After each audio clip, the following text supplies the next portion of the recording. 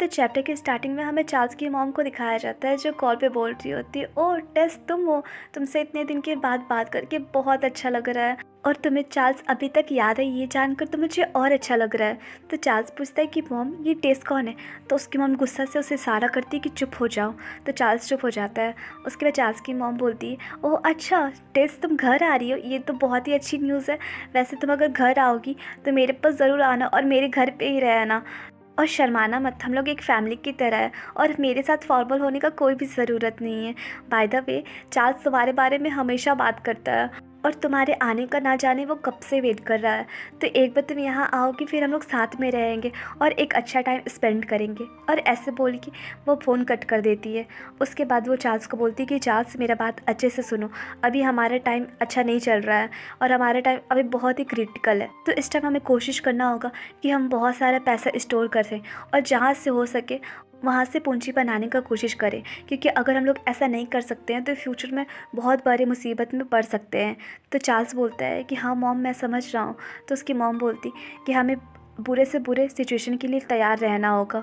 तो चार्ल्स बोलता है कि हाँ मॉम, जितना जल्दी हो सके मैं बहुत सारा पैसा जुगाड़ करने का इंतज़ाम करूँगा, क्योंकि मैं लॉसन ग्रुप को किसी और के हाथों बर्बाद होते हुए नहीं देख सकता हूँ। वैसे मॉम मुझे एक बात समझ नहीं आ रही, अगर हमें सही इन्वेस्टर नहीं मिलेंगे अपनी कंपनी के लिए तब हम क्या करेंगे। तो उसकी मॉम बोलती है कि अगर ऐसा सिचुएशन आएगा तो हम कुछ ना कुछ दूसरा रास्ता निकालेंगे, लेकिन कुछ भी हो जाए हम लॉसन ग्रुप को किसी और के हाथों में नहीं जाने देंगे। हालांकि चार्ल्स अभी हमारे पास एक रास्ता और बाकी है। देखो टेस जल्दी ही हमारे कंट्री में वापस आने वाली है हमारी सेवियर बनकर, तो हमें इस अपॉर्चुनिटी का फ़ायदा उठाना चाहिए और ये तुम्हारे ऊपर है अब। उसके बाद सीन शिफ्ट होता है और हमें दिखाया जाता है ट्रिस्टन और वीवी को, जो कि बहुत खुश थे और कहीं जा रहे होते हैं। तो वीवी बोलती है कि आजकल का दिन कितना अच्छा है ना, मैं इतना सारा रिपोर्ट पढ़ती हूँ अपने बारे में जहाँ मेरे बारे में इतना अच्छा अच्छा चीज़ लिखा होता है जिसको पढ़कर मुझे बहुत ही अच्छा लगता है और ये तो किसी नॉवल से ज़्यादा इंटरेस्टिंग है मेरे लिए। वैसे उस आइडल के कारण मैं भी इंटरनेट की एक सेलिब्रिटी बन चुकी हूँ। तो ट्रिस्टन बोलते हैं, तो मिस वीवी आपका आगे का क्या प्लान है। तो वी बोलती कि जो भी मेरे पियोंसे का प्लान होगा मैं उस पर पूरा फोकस करूँगी और उसका हेल्प करूँगी। तभी ट्रिस्टन का नज़र सामने ज्वेलरी शॉप पे पड़ता है, जिसको देख के बोलते हैं वीवी को कि वीवी चलो हम लोग ज्वेलरी शॉप चलते हैं, तुम्हारे लिए एक रिंग लेंगे। तो वीवी बोलती वाह ज्वेलरी शॉप। उसके बाद सीन शिफ्ट होता है और दोनों को ज्वेलरी शॉप में पहुँच जाते हैं और वीवी बोलती है कि मैं कोई ऐसा रिंग चूज़ करूँगी जो कि बहुत ही अट्रैक्टिव हो, ताकि न्यूज़ वाला को भी तो थोड़ा मसाला मिल जाए ना मेरे बारे में बात करने के लिए और मैं सबको दिखाऊंगी जिससे लोग और मेरे बारे में बात करें। तभी एक लेडी आती है और बहुत सारा रिंग दिखाती है, जिसको रिंग देख के सोचती है कि कौन सा चूज़ करूँ, कौन सा आखिर ऐसा रिंग होगा जो कि सबका अट्रैक्शन का केंद्र होगा और सारे जगह में मेरी ही बात होगा, आखिर कौन सा चूज़ करूँ।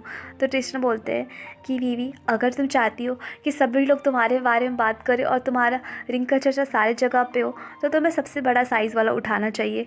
तो वीवी बोलती है कि ये रिंग देखिए, ये स्क्वायर साइज़ वाला, अगर ये वाला अगर मैं ले लेती हूँ तो सबको इसी के बारे में बात करेंगे और ये रिंग तो अमीर लोग ही पहनते हैं ना। तो मैं गारंटी देती हूँ अगर मैं ये पहनूंगी तो कल का सुबह का हेडलाइन में मेरे बारे में बात होगा कि वीवी ने एक बहुत ही सुंदर सा चमकदार हीरा का अंगूठी पहना है और सारे जगह पे सिर्फ और सिर्फ मेरा बात होगा। ये कितना अच्छा होगा ना। तो ट्रिस्टन बोलते हैं कि वीवी तुम्हें जो पसंद है तुम वो लो, और अगर तुम लोगों को दिखाने के लिए कर रही हो तो जानबूझ के करने का कोई ज़रूरत नहीं है। मैं बस चाहता हूँ कि तुम जिसमें खुश रहो तुम वही चूज़ करो, ना कि लोगों को खुश करने के लिए या उन्हें दिखाने के लिए। इसलिए तुम सिर्फ अपने बारे में सोच कर लो और तुम्हारा खुशी मेरे लिए सब कुछ है। तभी वीवी का नज़र एक बहुत ही प्यारे से रिंग पे पड़ता है, जिसको देखकर बोलती है कि ट्रिस्टन ये रिंग देखिए, ये मुझे बहुत ही प्यारा लग रहा है। तो ट्रिस्टन बोलते हैं कि हाँ ये रिंग सच में तुम्हारी तरह बहुत ही प्यारा सा है। तो वीवी बोलती है कि ठीक है ट्रिस्टन, मुझे ये पसंद है तो अब हम लोग यही लेते हैं। उसके बाद सीन शिफ्ट होता है और ये लोग बिलिंग कराकर वहाँ से निकल ही रहे होते हैं। तभी एक लेडी का आवाज़ सुनते हैं, जिसमें वो लेडी बोल रही होती है कि देखो ना ये इयररिंग्स तो मुझे बिल्कुल अच्छा नहीं लग रहा है, बल्कि इससे पहले जो मैंने पहना था वाइट कलर वाला मुझे वही अच्छा लग रहा था। तो कैथी बोलती है कि अगर तुम्हें वही पसंद है तो ठीक है तुम वही ले लो, वैसे भी जो चीज़ हमें पसंद आता है उसे ले ही लेना चाहिए, और वैसे भी टेस्ट तुम जो भी पहनोगी तुम पे वो अच्छा लगेगा ही। तभी ट्रिस्टन का नज़र कैथी पे पड़ता है, जिसको देख के सोचते हैं अरे ये तो कैथी है ना, क्या ये वापस आ गई। और इधर वीवी टेस को देख के सोचती ये तो टेस है ना, जिसको मैं प्रीवियस लाइफ में भी देखी थी। और वीवी पास्ट का मोमेंट याद करती है जिसमें यूलिना कह रही होती है कि टेस तुम कितनी समझदार हो ना, अगर चार्ल्स को शादी किसी और के साथ नहीं हुआ होता तो पक्का उसका शादी मैं तुमसे ही कराती।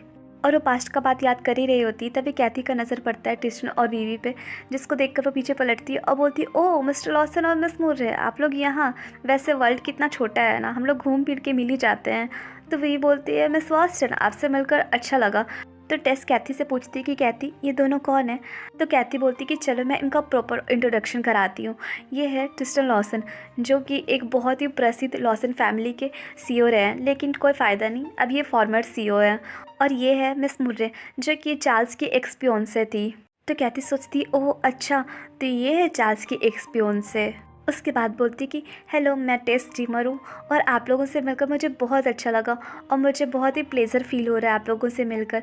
तो वीवी हैंडशेक करके बोलती है कि मिस ड्रीमर मुझे भी आपसे मिलकर बहुत अच्छा लगा। और इधर ट्रिस्टन सोच रहे होते हैं कि ये टेस तो ड्रीमर फैमिली की इकलौती बेटी है ना, जो कि विमरो कंट्री में रहते हैं और इनका फैमिली तो बहुत ही फेमस है वहाँ पे। लेकिन इनकी फैमिली आजकल हमारे कंट्री में भी फेमस हो रहे हैं, क्योंकि जिस तरह से ये हमारे कंट्री में आकर मार्केटिंग कर रहे हैं इससे इनका नाम काफ़ी फेमस हो गया है। उसके बाद बोलते हैं कि आप जीमर फैमिली की बेटी हो ना, वैसे मुझे पता है कि पूरी कंट्री में आपके फैमिली वाले फेमस है। आपसे मिलकर बहुत अच्छा लगा मिस जीमर। वैसे मैं आपसे पूछना चाहूँगा कि यहाँ आने का आपका क्या प्लान है। तो मिस जीमर कुछ बोल ही रही होती है तभी वहाँ पे कैथी आ जाती है और बोलती है कि जब आप इनके फैमिली के बारे में अच्छे से जान ही रहे हो तो आप इनसे इतना पर्सनल क्वेश्चन क्यों कर रहे हो, और आपको पता होना चाहिए कि कुछ इंपॉर्टेंट बात होगा तभी तो टेस खुद ही यहाँ पे आई है। उसके बाद बीवी बोलती है कि मैंने कहीं से सुना है कि यूलिना आपको बहुत केयर करती है, वैसे आप यहाँ पे आई हो तो यहाँ का कल्चर ज़रूर एंजॉय कीजिएगा। तो टेस बोलती है कि हाँ ज़रूर, वैसे यूलिना सच में मेरा बहुत परवाह करती है और वो जिस तरह से मेरा केयर और सपोर्ट करती है मैं उनके लिए बहुत ही ग्रेटफुल हूँ।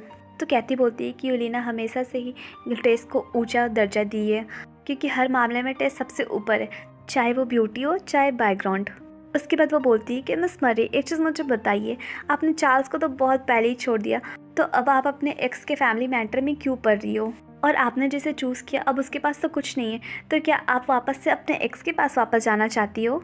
लेकिन खैर अब बहुत लेट हो चुका है और चार्ल्स मूव ऑन कर चुका है और इस टाइम वो हमारी टेस्ट को डेट कर रहा है। तो बीवी बोलती है कि मिस वास्टन आप अपना पास्ट कैसे भूल सकती हो, क्या आप भूल गई कि आप ट्रिस्टन का अटेंशन के लिए दिन भर उसके आगे पीछे रहती थी ताकि ट्रिस्टन थोड़ा सा आपको भाव दे दे, और आज भले ट्रिस्टन के पास कुछ नहीं है तो आप उसका इस तरह से इंसल्ट करोगी कि आप भूल चुकी हो अपना पास्ट।